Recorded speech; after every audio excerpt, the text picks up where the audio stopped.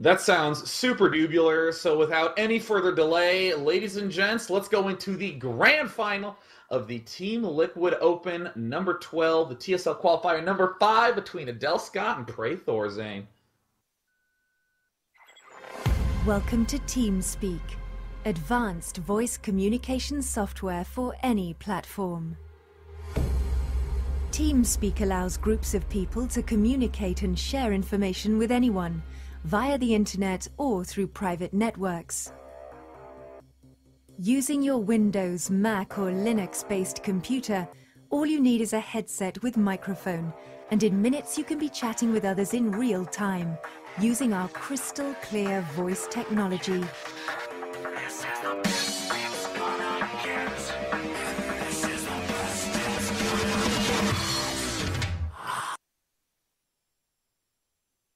Welcome, welcome. I think it's the moment that we've all been waiting for, or, I guess pretty much everyone's just been waiting to watch awesome games all day, so here's another moment that all of you are excited for. It is the grand finals between our two TL Open finalists. Adelscott from Team Millennium, hailing from France as the orange Protoss pieces in the bottom left, and in the top right, ThorZaIN from Prae, double from Sweden, in the top right as the red Terran. And you know, Dave, when we get to the finals of the TL Open every week, and there's some players who maybe I'm not exactly 100% familiar with, I don't know their own style. When we get to the finals, you know, all the possibilities are running through my head. So I'm really interested to see how they match up. I'm thinking back to ThorZaIN playing his mech style in the TVT against Cloud. And you know, now that mech's kind of been shown to be viable in TVP, I'm wondering if he's going to rely on that. We said on this map, oh, there's some lag evidently, but yeah, we're just going to make sure that clears up.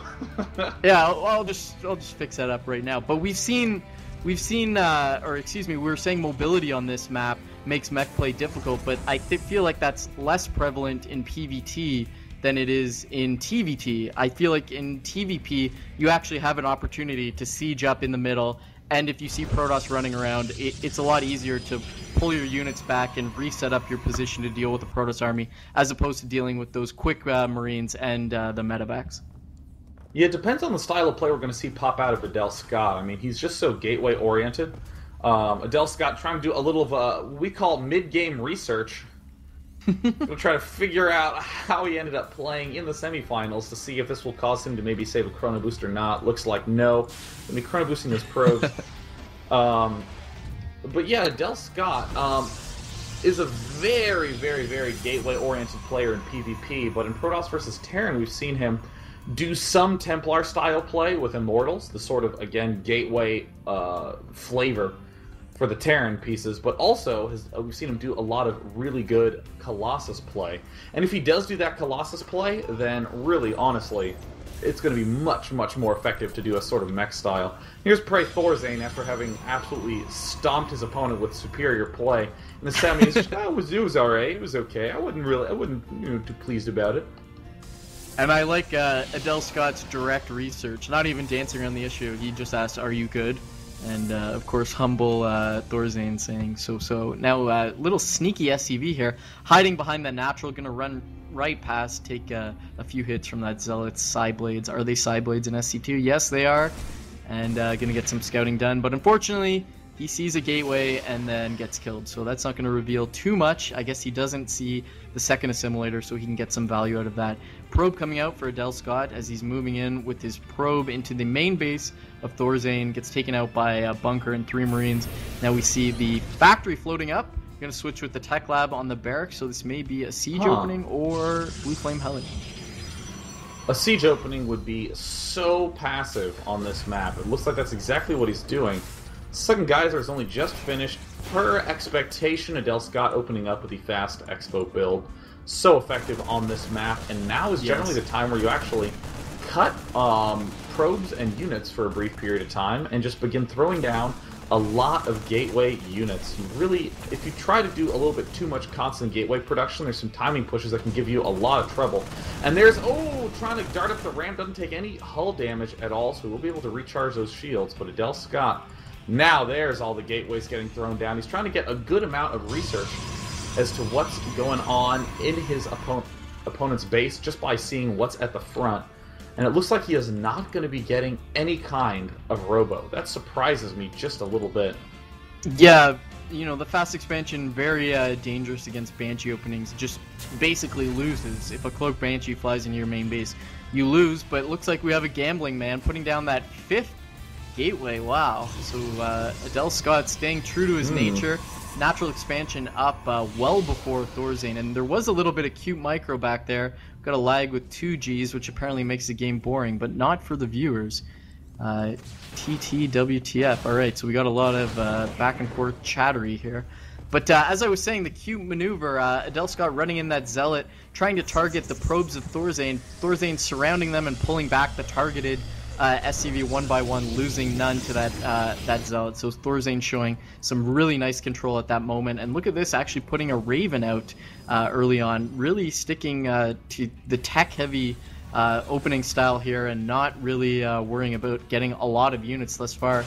And let's see if the supplies reflect it. And actually a Hellion moving in, I almost missed that. Gets taken out by the Stalkers. Supplies showing 50 for Adelscott, 41 for Prae.ThorZaIN. Adelscott still having some serious issues with lag. There was apparently a pause, but of course because we have good on-the-fly editing, we just completely cut that out. It does appear to be the case that a Thor is popping out for ThorZaIN. Very, very interesting set of swaps coming up. This most excites me because this is the sort of thing that a lot of people have not even really been able to begin thinking about because there's so many permutations of when you lift and when you load and when you unload. And it looks like Adelscott will get repelled for the time being. He's not. Oh, no! He doesn't end up moving out in time. He loses both of those Stalkers. Adelscott going to have to just continue macroing from the back end. A couple Marines popping out. Thor as well. Transferring his command center and getting 2 geysers extremely quickly. Looks like Adelscott has no intention of doing any aggression at this point. But again, I'm so concerned about this increasingly high chrono boost. Got a lot of Stalkers moving and actually getting a lot of damage done. Thor coming in, but 1 bunker finishes. The Marines are going to pop into that. And looks like that got cancelled, actually, that 2nd bunker. Siege Tank actually gets sniped by the Stalkers. More Stalkers coming in for Adelscott. Adelscott has a lot of units, and why wouldn't he? His name is Adelscott, moving in, sniping a lot of Marines back and forth. Supplies 53 for ThorZaIN, 76 for Adelscott, but supply blocked himself yet again, and looks like he has nothing on his mind but a lot of units all the time, making more Stalkers, 2 more Zealots. And one thing I want to point out, it's actually gone at this point, but there was a sentry sitting at the main ramp of Adelscott for a long time. This sentry that's been united with the main army, taking out the destructive barracks. And that is just so smart. When I saw that, I got a little grin on my face because he saw the Hellion harassing. If Hellions come running up, he just force fields, shuts it down. Really nice play there. Wow, and look at the gold already going down for Adelscott. 2 more gateways and a robo. Macro Master Adelscott just so far ahead of his opponent. This is insane. And there's the push forward. Trying to run up and snipe this one Thor, and it looks like a point defense drone gets thrown out. It looks like it does get taken down, and 1 Thor down. Let's see if he can pick off another one. It looks like he will end up retreating for the time being. Man, that Thor production is not going to be moving very quickly at all. ThorZaIN is going to have a hard time getting all of those units out. But keep in mind that a lot of those Protoss units do 2 attacks, such as the Zealot. So that means that the armor of the Thor will count twice. And we do see the armor upgrade for ThorZaIN has just now finished. And he is getting vehicle plating as opposed to ship plating. So that is always a good move to do. And Adelscott is just having such a high gateway count that he really can't run out of units. Seriously. Looks like he's decided to take it in a different direction, putting down his robotics. Going to get that Immortal out, of course, dealing with mechanical units very nicely. Going to be able to take out that Thor pretty quickly. And looks like ThorZaIN has a lot of Thors on his mind, making them 2 by 2 out of his factory. He's now going to drop a 3rd factory. This Viking, actually, I was wondering why is he making a Viking, but looks like the entire purpose is scouting. Going to fly in, see the gateway count. He'll also catch sight of that Twilight Council with charge coming on the way.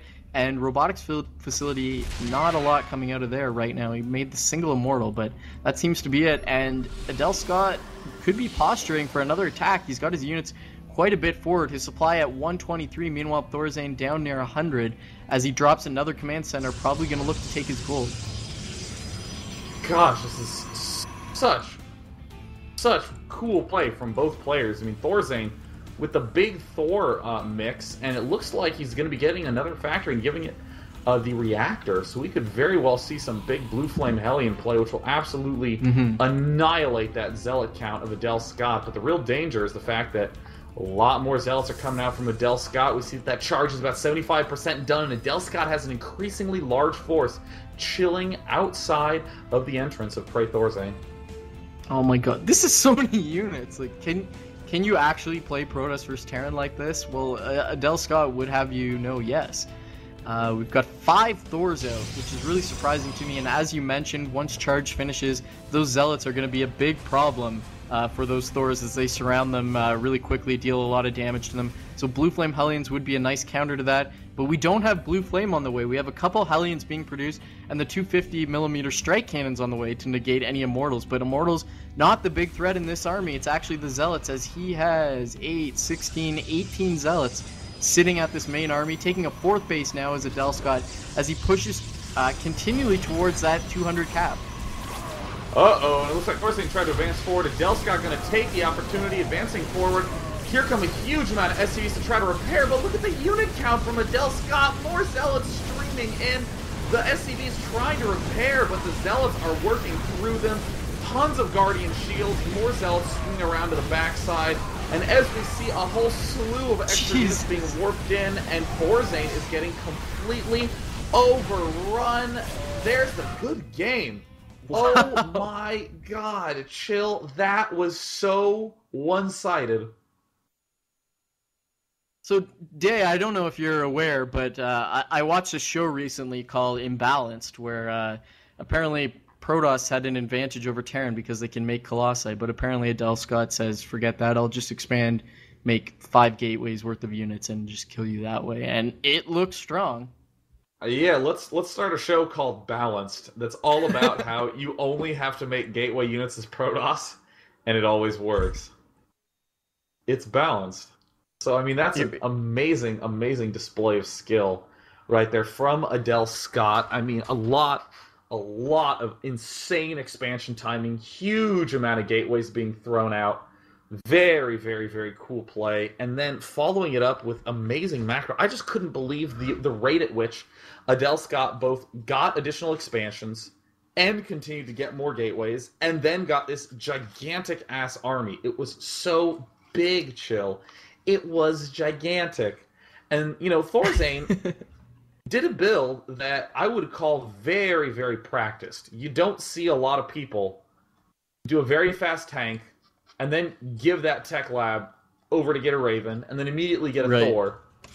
I mean, it's the kind of build that's very funky, but again, if practiced, as it clearly was, ThorZaIN must have had some success with it. But he was like 40 food behind all game long. So ThorZaIN on Shakura's Plateau isn't going to get the opportunity to do any sort of funky mass early Thor builds. He can get safer early expands, so let's see if he will end up opting for a mech play or switching back to some sort of Marine Marauder play.